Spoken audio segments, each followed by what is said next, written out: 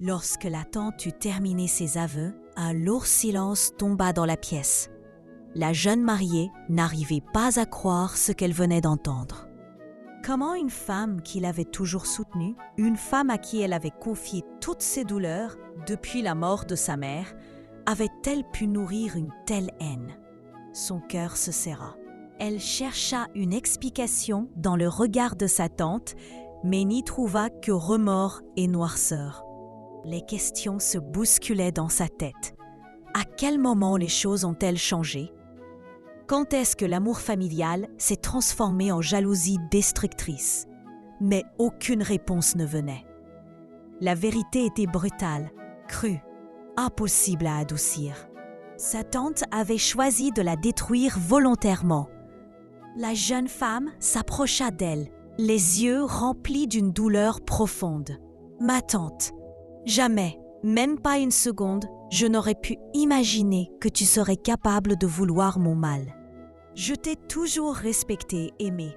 Je t'ai considérée comme ma mère depuis le décès de la mienne. Mais aujourd'hui, je ne te reconnais plus. » Elle marqua une pause, la voix tremblante mais ferme. « Pour ce que tu as fait, je crois que chacun recevra ce qu'il mérite. » Puis, elle leva lentement la main vers le ciel, comme inspirée par une force divine qui l'entourait depuis le début de cette épreuve. Une prière monta dans son cœur, brûlante et puissante. « Dieu Tout-Puissant, toi qui dévoiles ce que les hommes tentent de cacher, je remets maintenant cette situation entre tes mains. Toute force qui s'est levée contre moi, tout esprit de jalousie et de destruction qui a pris le visage d'un innocent, je l'expose à ta lumière. Que ta justice parle là où la mienne ne peut rien, et que toute œuvre d'iniquité soit renversée par ton autorité. Je déclare que nul ne peut détruire ce que tu as établi pour ma vie. Que celui ou celle qui s'est dressé contre mon foyer soit confondu par ta vérité. Je te laisse agir, Seigneur, et je proclame que ta main met fin à toute oppression. Amen. » Au moment où elle prononça ces paroles, sa tante fut secouée par une force invisible. Elle tomba au sol, se mit à rouler comme si quelque chose l'arrachait à son déguisement, puis disparut soudainement, emportée par la lumière qui venait de la juger. La jeune mariée resta quelques secondes immobile, puis leva les yeux au ciel et remercia Dieu pour ce premier miracle. Mais son mari, lui, était toujours au sol, sans vie. La douleur revint comme un poignard, mais cette fois, elle ne céda pas à la peur.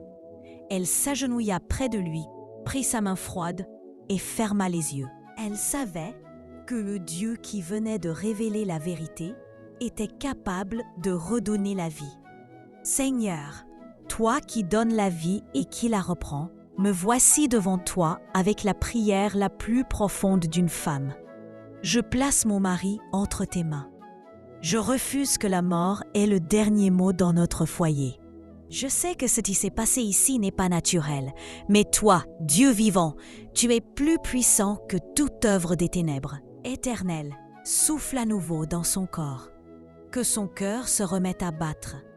Que son âme revienne, que tout ce qui a été arraché par la méchanceté soit restauré par ton autorité. Je parle à sa vie, je parle à son esprit, et j'ordonne, reviens au nom de Jésus-Christ. Lève-toi de ce sol et reprends la place que Dieu t'a donnée. Père, manifeste ta gloire dans ce foyer. Que cette résurrection devienne le témoignage vivant de ta puissance. Que ce miracle marque le début d'un mariage protégé, béni et intouchable. Amen. Soudain, le corps du jeune homme frissonna. Ses doigts bougèrent, puis ses yeux s'ouvrirent brusquement, comme s'il sortait d'un profond sommeil. Il regarda autour de lui, surpris, confus. « Mais qu'est-ce qui se passe ici? Je ne devrais pas être à l'église à cette heure-ci. » La jeune femme éclata en larmes de soulagement.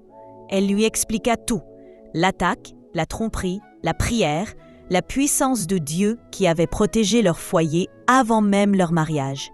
Le jeune marié, choqué mais reconnaissant, leva les yeux vers le ciel. Ce jour qui devait être un jour de fête devint un jour de révélation.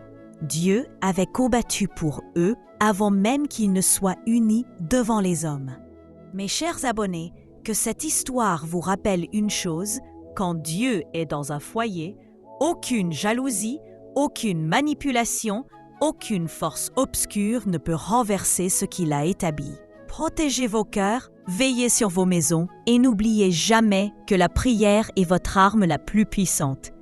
Que Dieu vous garde.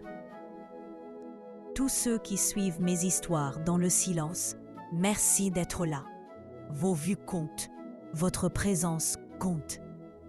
Mais n'oubliez pas, un petit like, un petit commentaire ou un simple emoji peuvent aider ma page à grandir et me donner la force de continuer à vous créer des histoires toujours plus puissantes. Votre soutien, même minime, fait une grande différence. Alors, si vous aimez ce que je fais, n'hésitez plus. Réagissez, commentez, partagez. C'est grâce à vous que cette page vit. Merci pour votre fidélité.